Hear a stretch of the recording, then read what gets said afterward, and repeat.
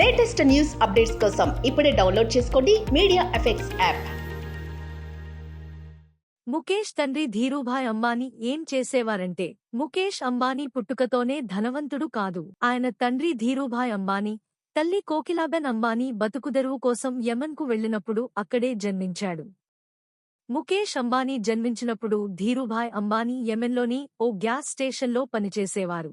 ముఖేష్ అంబానీ పుట్టిన తర్వాత ఏడాదికి ధీరూభాయ్ అంబానీ కుటుంబంతో సహా భారతదేశానికి తిరిగి వచ్చారు. ముంబైలోని ఒక చిన్న అపార్ట్మెంటులో కాపురం పెట్టాడు. అప్పుడు ధీరూభాయ్ చేతిలో కేవలం 500 రూపాయలు మాత్రమే ఉన్నాయి. వాటితోనే వ్యాపారం మొదలుపెట్టి ఆయన అంచెలంచెలుగా ఎదిగారు.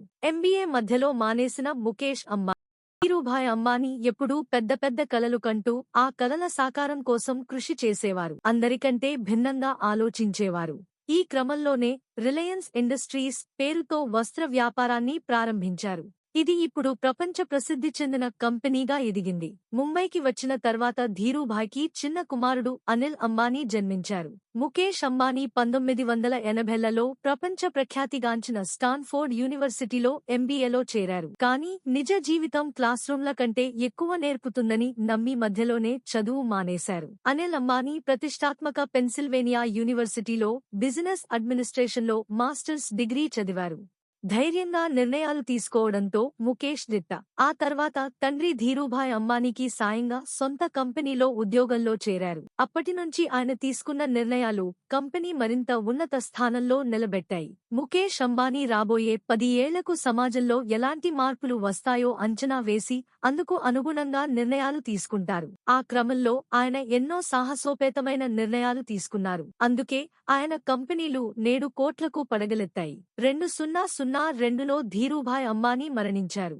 ఆ తర్వాత అన్నదమ్ముల మధ్య గొడవలు రావడంతో 2006లో ఆస్తులను పంచుకున్నారు. ఆ తర్వాత ముఖేష్ అంబానీ తన ఆస్తులను అంతకంతకే పెంచుకుంటూ పోగా అనిల్ అంబానీ మాత్రం విఫలమయ్యారు. ప్రస్తుతం ఆయన కంపెనీలన్నీ నష్టాల్లో ఉన్నాయి. ముఖేష్ అంబానీ నివాసం ఇంద్రభవనం. ముఖేష్ అంబానీ ప్రస్తుతం ముంబైలో విలాసవంతమైన భవనం అంటీలియాలో నివసిస్తున్నారు.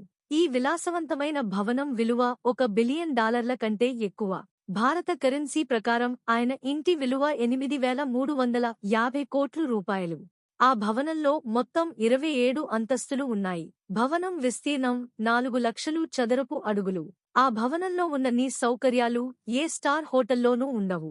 ముఖేష్ అంబానీ మాన్షన్లో 3 హెలిప్యాడ్లు, 168 కార్ పార్కింగ్ గ్యారేజీలు, స్పాలు, swimming pools, private theatre, snow ఛాంబర్లతో సహా అనేక సౌకర్యాలు ఉన్నాయి. ఒకవేళ నివాస ప్రాంతాల్లో భూకంపం సంభవించి దాని తీవ్రత రిక్టర్ స్కేలుపై 6గా నమోదైతే ఈ ప్రపంచంలోని అనేక ఇళ్లు నేలమట్టమవుతాయి. కానీ భూకంప తీవ్రత 8 నమోదైనా కూడా చెక్కు చెదరకుండా ముఖేష్ అంబానీ ఇంటిని నిర్మించారు.